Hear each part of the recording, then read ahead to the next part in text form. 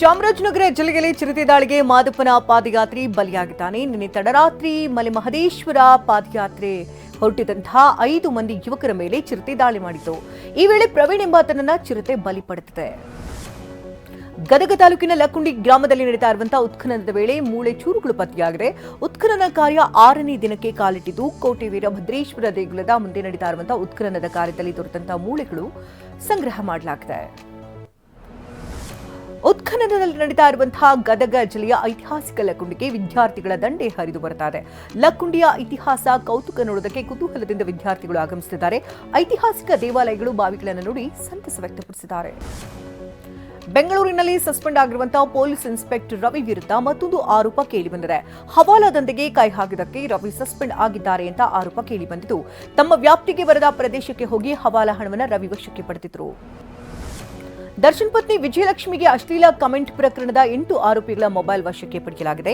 Mobile ಜಪ್ತಿ ಮಾಡಿರುವಂತಹ CCB ಪೊಲೀಸರು ತಾಂತ್ರಿಕ ಸಾಕ್ಷ್ಯ ಕಲೆ ಹಾಕಲು ಅವರನ್ನು ಎಫ್ಎಸ್ಎಲ್ಗೆ ಕಳಿಸಲಾಗಿದೆ.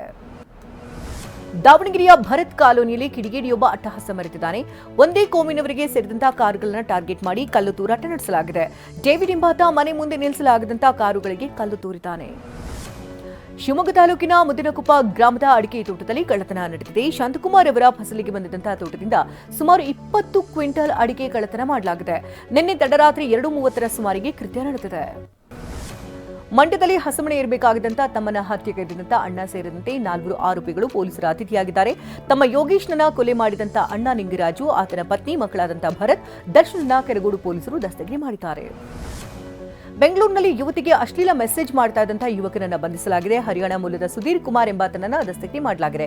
ಆರೋಪಿಯು ಇನ್ಸ್ಟಾಗ್ರಾಂನಲ್ಲಿ ಫಾಲೋ ಮಾಡಿ ಅಶ್ಲೀಲ ಮೆಸೇಜ್ ಅನ್ನ ಮಾಡ್ತಿದ್ದ. ಬೆಳಗಾವಿಯಲ್ಲಿ ತೆರಿಗೆ ತಪ್ಪಿಸಿ ಗಲ್ಫ್ ರಾಷ್ಟ್ರಗಳಿಂದ ಡೀಸೆಲ್ ಸ್ಮಗ್ಲಿಂಗ್ ಮಾಡ್ತಾ ಇರುವಂತಹ ರಿವೀಲ್ ಆಗಿದೆ. ಮಾಳಮಾರುತಿ ಪೊಲೀಸರು ಮುಂಬೈನಿಂದ ಬೆಂಗಳೂರಿಗೆ ಬರ್ತಾ ಇದ್ದಂತಹ ತೈಲ ಟ್ಯಾಂಕರ್ ಹಾಗೂ 17,000 ಲೀಟರ್ ಡೀಸೆಲ್ ಅನ್ನ ವಶಕ್ಕೆ ಪಡೆದಿದ್ದಾರೆ.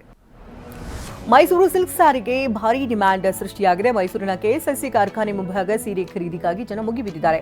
ಜಿಐ ಮಾನ್ಯತೆ ಹೊಂದಿದ ನಂತರ ಮೈಸೂರು ಸಿಲ್ಕ್ ಸಾರಿಗೆ ಭಾರೀ ಡಿಮ್ಯಾಂಡ್ ಕ್ರಿಯೇಟ್ ಆಗಿದೆ. ಗಣರಾಜ್ಯೋತ್ಸವ ಸಮೀಪಿಸುತ್ತಾ ಇರುವಂತಹ ಹಿನ್ನೆಲೆಯಲ್ಲಿ ಕೆಂಪೇಗೌಡ ವಿಮಾನ ನಿಲ್ದಾಣದಲ್ಲಿ ಹದ್ದಿನ ಕಣ್ಣಿಡಲಾಗಿದೆ. ಸ್ಕ್ರೀನಿಂಗ್, ಲಗೇಜ್ ಚೆಕಿಂಗ್ ಹಾಗೆ ಚೆಕ್-ಇನ್ನಲ್ಲಿ ಭದ್ರತೆ ಹೆಚ್ಚಳ ಮಾಡಲಾಗಿದೆ.